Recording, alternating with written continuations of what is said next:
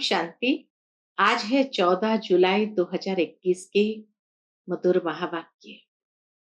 और आज की मुरली में बाबा हम बच्चों को कहे कि बच्चे, दुनिया में कोई शांति के लिए राय भी देते हैं तो भी उनको पीस प्राइज मिलता है, जबकि बाप आते ही है शांति की दुनिया स्थापन करने। इसीलिए तो बाबा के मंदिर में जाकर गाते हैं, हे शांति देवा। यज्ञ रचने के बाद भी लास्ट में कहेंगे, हे शांति देवा। तो शांति देने वाला तो परमात्मा है, लेकिन उसके लिए क्या पीस प्राइज देंगे? परमात्मा को, मनुष्य को ये भी पता नहीं है। दूसरी बात आज बाबा ने बहुत अच्छी एक रहस्य भरी बताई कि जिसमें बाबा कहे कि बाप को पूरा पूरा फॉलो कौन कर सकते हैं? तो जो पावन बनते हैं वो बाप को पूरा फॉलो करेंगे। दूसरा बाबा कहे, जो सच्चे आशिक है और प्यार से माशूक को याद करते हैं, वही माशूक को फॉलो करते हैं और उसे ही माशूक अपने साथ ले जाते हैं, जिसके लिए दिखाते हैं भक्ति मार्ग में एक यादगार के रूप में कि गौ की पूंछ पकड़ने से तर जाते हैं। वास्तव में गौ की पूंछ पकड़ने की बात नहीं है, परंतु ब्रह्मा बाबा को गौ दिखाया है। और जो बाप को फॉलो करते हैं, अर्थात वो गौ की पूंछ पकड़कर तर जाते हैं, स्वर्ग में पहुंच जाते हैं। तो ये रहस्य भक्ति मार्ग का बाबा ने आज स्पष्ट किया। सुनते हैं बाबा के मधुर महावाक्य। ओम शांति। मीठे बच्चे, सारी दुनिया को शांति देना एक बाप का ही काम है, इसीलिए कहते हैं, हे शांति देवा। तो प्राइज भी बाप को मिलनी चाहिए। प्रश्न है, कौन से बच्चे बाप को पूरा पूरा फॉलो कर सकते हैं? उत्तर है, जो बाप के समान पावन बनते हैं वही पूरा पूरा फॉलो कर सकते हैं। दूसरा, जो पक्के आशिक बने वही मुझ माशूक को फॉलो कर सके। ऐसे आशिकों को ही मैं साथ ले जाता हूं। इसलिए शास्त्र में दिखाते हैं कि गौ का पूंछ पकड़ने से पार हो जाएंगे। अब यहां गौ की या पूंछ की तो बात ही नहीं है। गीत है, तू प्यार का सागर है, तेरी एक बूंद के प्यासे हो। ओम शांति। बाप दादा दोनों है ना। अब यह तो बच्चे जानते हैं कि आत्माओं का बाप शिव बाबा है। यह भी तुम जानते हो कि मैं पतित पावन हूं, मैं निराकार हूं, तुम भी निराकार हो, शांत स्वरूप हो।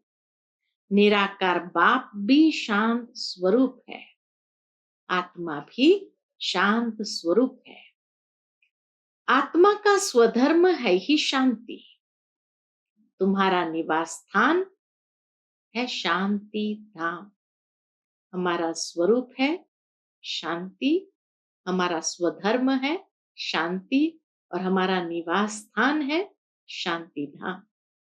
जब यज्ञ आदि रचते हैं तो कहते हैं शांति देवा, क्योंकि शांति का सागर तो वह परमात्मा है। सारी दुनिया को शांति देने वाला वह बाप है। ऐसे बहुत है जिसको, बाबा कहे, ऐसे बहुत है जिसको शांति के पीछे प्राइज मिलती है। कभी किसको प्राइज मिलती है तो कहेंगे ये शांति स्थापन करने के निमित्त बने हुए हैं। इसमें बड़ों बड़ों का नाम लेते हैं। अब शांति तो चाहिए सारी दुनिया में, कोई एक स्थान पर तो नहीं चाहिए। नहीं तो अशांत में रहने वाले औरों को भी अशांत करेंगे। यह है ही रावण राज्य। रावण राज्य में शांति हो पूरी दुनिया में, ये हो नहीं सकता। रावण दुश्मन है ना, राम को दुश्मन नहीं कहेंगे, राम की कभी एफिजी नहीं जलाएंगे, न त्रेता वाले राम की, न परमपिता परमात्मा की, परमपिता परमात्मा राम की।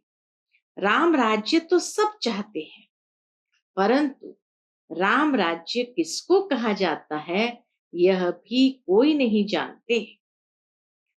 सिर्फ कहते हैं नई दुनिया हो, नई दिल्ली में राम राज्य हो, नई दिल्ली कहते हैं, नाम तो बहुत रखे जाते हैं। दिल्ली सबकी कैपिटल रहती है, दिल्ली ही परिस्थान था, स्वर्ग में भी दिल्ली ही परिस्थान था। राधे कृष्ण को भी वहां ही दिखाते हैं। ये दोनों ही मुख्य प्रिंस और प्रिंसेस है, सिर्फ दोनों नहीं है, जरूर और भी होंगे। 8 राजाएं तो गाई जाती है, बुद्धि से काम लेना है। सतयुग में जरूर राजाएं और भी होंगी, छोटी छोटी रियासतें भी जरूर होगी। यहां भी देखो कितनी राजाएं हैं, वृद्धि होते होते ढेर हो जाते हैं। फलाने फलाने गांव का महाराजा, छोटे छोटे गांव के भी महाराजा, छोटे छोटे गांव भी बहुत है ना। सतयुग में इतने थोड़ी थे, वहां तो लक्ष्मी नारायण का ही नाम बाला है। 2500 वर्ष उन्हों का राज्य चला है। मनुष्य कहते हैं लाखों वर्ष हुए, मनुष्य कहते हैं लाखों वर्ष हुए, तो बाबा कहे लाखों वर्ष अगर हुए, विचार की बात है। यह है आत्माओं के लिए भोजन। कोई भी ज्ञान युक्त बात बाबा जब सुनाते हैं, जब उसको विचार करते हैं, मनन करते हैं, तो यह जैसे कि आत्मा का भोजन हो जाता है, जिससे आत्मा को शक्ति मिलती है। तो इसीलिए बाबा कहे यह है आत्माओं के लिए भोजन, यह है रूहानी भोजन। तो बाप ये रूहानी भोजन देते हैं, किसको देते हैं? तुम्हारी बुद्धि को, आत्मा को। तुम्हारी बुद्धि का ताला अब खुला है। ऋषि मुनि आदि सब कहते थे हम रचता और रचना को नहीं जानते हैं। अब तुम बच्चे ऐसे नहीं कहेंगे, तुम तो रचता और रचना के आदि मध्य अंत को जानते हो। तुम अपने 84 के चक्र को जान गए हो। आदि में तुम देवी देवता थे, फिर मध्य में रावण की प्रवेशता होने से विकारी बन गए, अब है अंत। तुम जानते हो अभी पुरानी दुनिया का विनाश हो, फिर आदि होगी। आदि में होगा राम राज्य, मध्य से रावण राज्य शुरू होता है, और अब रावण राज्य पूरा हो, फिर राम राज्य शुरू होना, फिर राम राज्य शुरू होगा। नर से नारायण बनना है ना। यह है सत्य नारायण की कथा। तुम जानते हो सर्वशास्त्रमय शिरोमणि श्रीमद् गीता है। श्रीमत मिलती है किस लिए? श्रेष्ठ बनने के लिए। श्री कहते हैं श्रेष्ठ को। बच्चे जानते हैं एक गीता शास्त्र है, जिसे देवी देवता धर्म का शास्त्र कहा जाता है। एक गीता ही है जिसको देवी देवता धर्म का शास्त्र कहा जाता है, जिससे देवता धर्म की स्थापना होती है। कहाँ होती है? संगम पर। सतयुग में तो कोई पतित होते नहीं जो पावन बनाए। अब तुमको बाप समझाते हैं। अब देखो कितनी गहराई वाली बात बाबा छोटी छोटी बातों को भी करेक्ट करके हमें समझाते हैं। अब तुमको बाप समझाते हैं, गीता को पतित पावनी कह नहीं सकते। गीता द्वारा पावन नहीं बन सकते। गीता के भगवान को पतित पावन कहते हैं और उस पतित पावन बाप को याद करने से पावन बनते हैं। तो इसीलिए गीता को पतित पावनी नहीं कह सकते, गीता के भगवान को पतित पावन कहते हैं। ये अच्छी रीति याद करो। गीता है आदि सनातन देवी देवता धर्म का शास्त्र। गीता के समय ही महाभारत लड़ाई भी लगी थी, जिससे अनेक धर्म विनाश हुए और एक धर्म की स्थापना हुई। गीता के लिए कहते हैं देवी देवता धर्म का शास्त्र। ब्राह्मणों का शास्त्र नहीं कहते हैं, ब्राह्मणों का नाम गीता में है नहीं। परमपिता परमात्मा ही आकर ब्रह्मा द्वारा इन सभी वेद शास्त्रों आदि का सार बताते हैं। अब तुम समझते हो, क्या समझते हैं? सतयुग में तो ब्राह्मण होते नहीं, वहां है लक्ष्मी नारायण देवताएं, ब्रह्मा के बाद है विष्णु। चित्र में भी दिखाया है, ब्रह्मा द्वारा स्थापना किसकी? विष्णुपुरी की। ब्रह्मा और विष्णु इकट्ठे तो नहीं होंगे, ब्रह्मा द्वारा देवी देवता धर्म की स्थापना होगी। ये डिटेल में समझने की बातें हैं। अभी तुम बच्चे शिव बाबा से स्वर्ग का वर्षा लेते हो, हकदार ठहरे ना। मुख्य धर्म शास्त्र है 4। बाबा कहे मुख्य धर्म शास्त्र है 4। श्रीमद् भगवत गीता है नंबर 1 शास्त्र, जिससे नंबर 1 धर्म की स्थापना होती है। फिर होते हैं इस्लामी, बौद्धि। एक गीता ही है जिसमें श्रीमद् भगवत गीता लिखा हुआ है और कोई शास्त्र में श्रीमत नहीं है। श्रीमत इस्लामी व श्रीमत बौद्धि शास्त्र नहीं गाया जाता, श्रीमद् भगवत गीता है ही एक। उससे कौन सा धर्म स्थापन किया? बाबा के उससे कौन सा धर्म स्थापन किया? आदि सनातन देवी देवता धर्म की स्थापना हुई। और स्थापना होती है कब? अंत में। ये समझने की बातें हैं।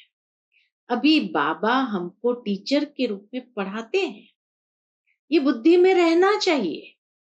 बाबा हमारा बाप और टीचर भी है। बाबा पढ़ाई से सर्व की सद्गति करते हैं तो सतगुरु भी ठहरा। बाप को सभी याद करते हैं। अब गीता में कृष्ण का नाम डाल दिया है, वह तो ज्ञान का सागर है नहीं, उनको ज्ञान के सागर बाप ने ऐसा बनाया है, तो वह टीचर भी है। बाबा कहे वह टीचर भी है। यहां तुम नई बातें सुनते हो, शास्त्र आदि तो बहुत पढ़ते सुनते आए, अब तुम बाप द्वारा डायरेक्ट सुनते हो। आगे सब शरीरधारी मनुष्य द्वारा सुना था, भक्ति मार्ग में सब शरीरधारी मनुष्य द्वारा सुना था।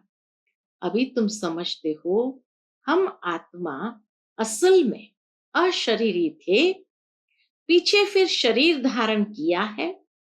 बाबा भी अशरीरी है, शिवलिंग बनाते हैं ना, आत्मा शरीर द्वारा उनको पूजती है, शिवलिंग को पूजती है, पुकारते भी है, हे परम पिता परमात्मा आकर हम पतितों को पावन बनाओ। लिंग की पूजा करते हैं, परंतु यह थोड़ी समझते हैं कि यह पतित पावन बाप है जिसको हम पुकारते हैं। शिव भगवान है, ईश्वर है, बस ऐसे ही याद करते हैं।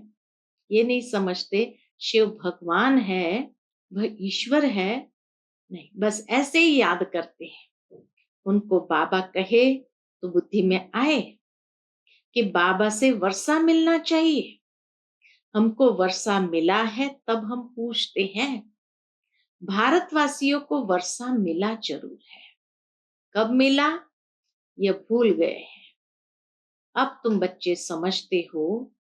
बच्चे कहते हैं हम बाबा के पास आए हैं। शिव बाबा ब्रह्मा तन में आकर समझाते हैं।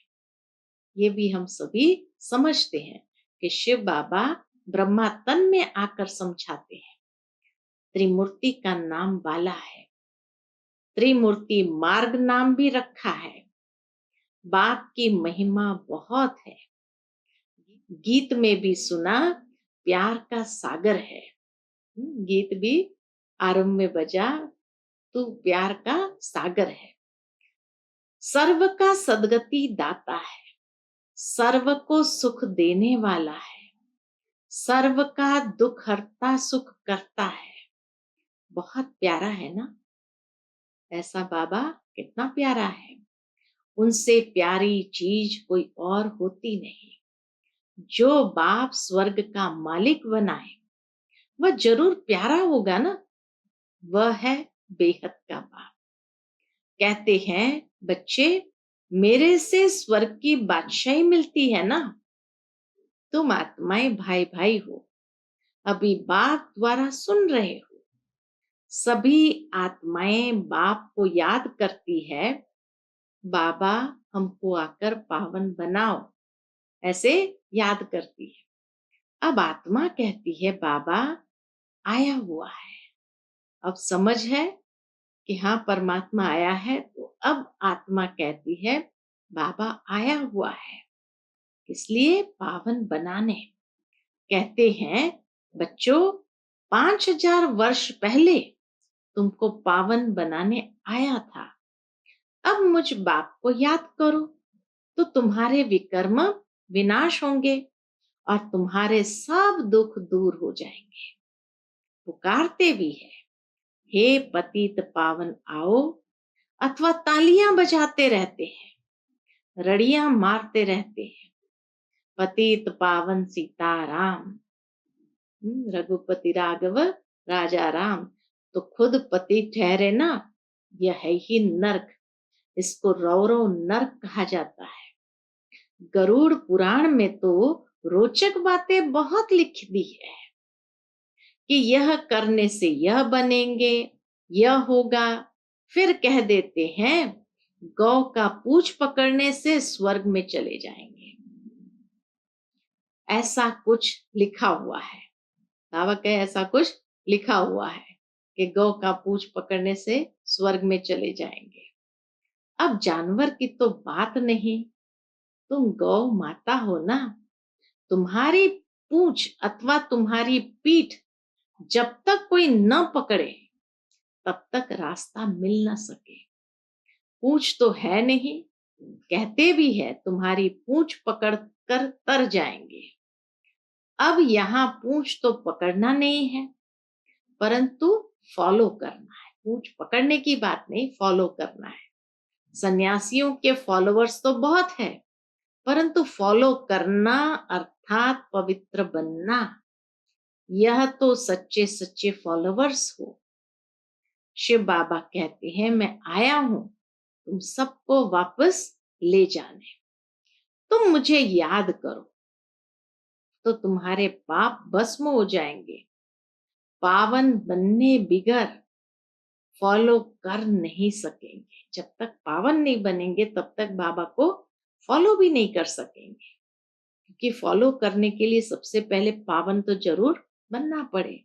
शिव बाबा को पूरा फॉलो करना है। तुम यहाँ बैठे हो इसलिए फॉलो करने के लिए। भक्ति मार्ग में भी मुझे याद करते आए हो। तुम जानते हो आत्माएं आशिक है, परमात्मा माशुक है। आत्माएं उनको याद करती है और वह आए हैं लेने लिए। कहते हैं मुझे फॉलो करो तो तुम्हारे को साथ ले जाऊंगा। बाबा वायदा करते हैं। कैसे फॉलो करो यह भी समझाते हैं। मैं हूं पावन, तुम हो पतित, तो जरूर पावन बनना पड़े, जरूर फॉलो करना पड़े। विकारी तो फॉलो कर ना सके। फॉलो करने के लिए मेरे समान पवित्र बनो। क्या मैं पतितों को अपने साथ शांति धाम ले जाऊंगा?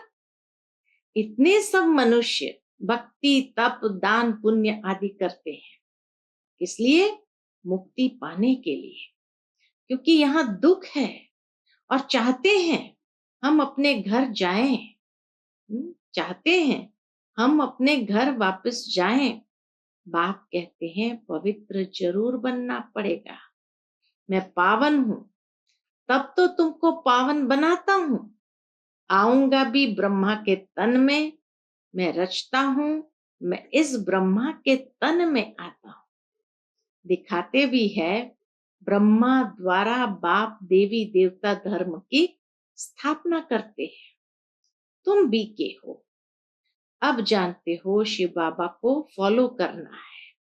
बाप कहते हैं मुझे याद करो तो मैं प्रतिज्ञा करता हूं पावन दुनिया में ले चलूंगा, और कोई उपाय है नहीं। बाप की याद के सिवाय और कोई उपाय है नहीं। कहते हैं पतित पावन, या तो दृष्टि ऊपर जाती है या तो पानी के तरफ देखते हैं। गंगा तो पतित पावनी है नहीं, यह तो सागर से निकली हुई नदियां हैं। अब पूछ तो तुम्हारा पकड़ना चाहिए। दुनिया के लोगों को बाबा के पूछ तो तुम्हारा पकड़ना चाहिए। बाप कहते हैं तुमको पावन बनना है, मेरे को फॉलो करना है, तभी साथ चल सकेंगे। बाप कहते हैं तुम मेरे साथ रहने वाले थे, अब 84 का चक्कर लगाए पतित बने हो, अब फिर मेरे को याद करो तो पावन बनेंगे। सन्यासी भी गृहस्थी को कहते हैं फॉलो करना है तो घर बार छोड़ो। बाप कहते हैं मैं परम धाम में रहता हूं, तुम भी चलेंगे या यहाँ ही विषय सागर में रहना अच्छा लगता है? तुम तो पुकारते आए हो, हे पतित पावन आओ। अब बाप आए हैं, साथ ले जाते हैं। कल्प कल्प आकर तुमको साथ ले जाता हूं। फिर सतयुग में तुम बहुत सुखी रहते हो। यह लक्ष्मी नारायण स्वर्ग के मालिक थे ना, इन्हों को इतना सुख देने वाला कौन? Heavenly God father. बाप याद दिलाते हैं तुम हमारी जयंती मनाते हो। परम पिता परमात्मा की जयंती सभी भारतवासी मनाते हैं। हमारा ये बर्थ प्लेस है। क्रिश्चियन थोड़ी मानेंगे, वह तो क्राइस्ट को मानेंगे। शिव जयंती भारतवासी मनाते हैं। यह सर्व के पतित पावन बाप का बर्थ प्लेस है। भारत ही सर्व के पतित पावन बाप का बर्थ प्लेस है। बाप सबको सुख देने वाला है, सर्व को लिबरेट करने वाला है। तो भारत कितना ऊंच है बाप जानते हैं। क्या जानते हैं? ड्रामा अनुसार जब हमारे बच्चे बहुत दुखी हो जाते हैं तब मैं आता हूं, इसलिए वर्षा देने। बाप है ज्ञान का सागर, सुख का सागर, बच्चों को वर्षा दे रहे हैं। कहते हैं मुझे फॉलो करो। ये जानते हो हम आत्मा विकारी है, इसलिए शरीर भी विकारी ही है। सतयुग में आत्मा पवित्र है तो शरीर भी पवित्र मिलता है।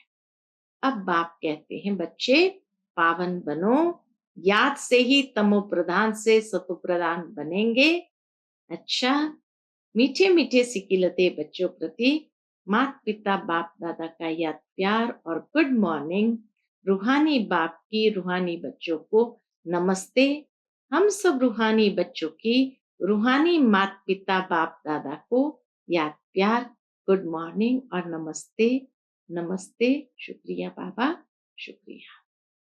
आज की मुरली से धारणा के लिए मुख्य सार है। पहली पॉइंट, बाप से स्वर्ग का वर्षा लेने के लिए मैं आत्मा भाई भाई हूं, ये पक्का करना है। बहुत प्यार से रहना है। जैसे बाप प्यारे ते प्यारा है, ऐसे प्यारा बनना है। दूसरी पॉइंट, बाप समान पावन बनकर बाप को पूरा पूरा फॉलो करना है। बाप के साथ वापस घर शांति धाम चलने के लिए पावन जरूर बनना है।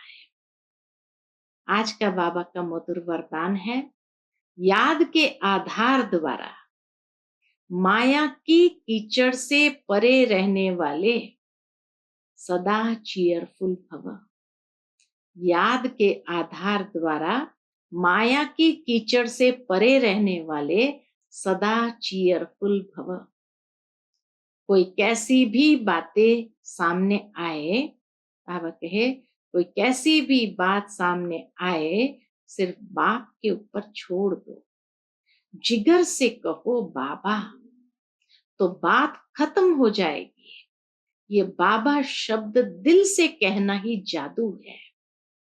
माया पहले पहले बाप को ही बुलाती है, इसीलिए सिर्फ इस बात पर अटेंशन दो तो कमल पुष्प के समान अपने को अनुभव करेंगे। याद के आधार पर माया के समस्याओं की कीचड़ से सदा परे रहेंगे, कभी किसी भी बात में हलचल में नहीं आएंगे। सदा एक ही मूड होगी, कौन सी? चीयरफुल। चीयरफुल। आज का स्लोगन है, पवित्रता की धारणा व धर्म को जीवन में लाने वाले ही महान आत्मा है। पवित्रता की धारणा व धर्म को जीवन में लाने वाले ही महान आत्मा है। अच्छा, Om Shanti. To watch Peace of Mind channel videos on YouTube, subscribe us on youtube.com/tvpeaceofmind. Just a click for a peaceful life.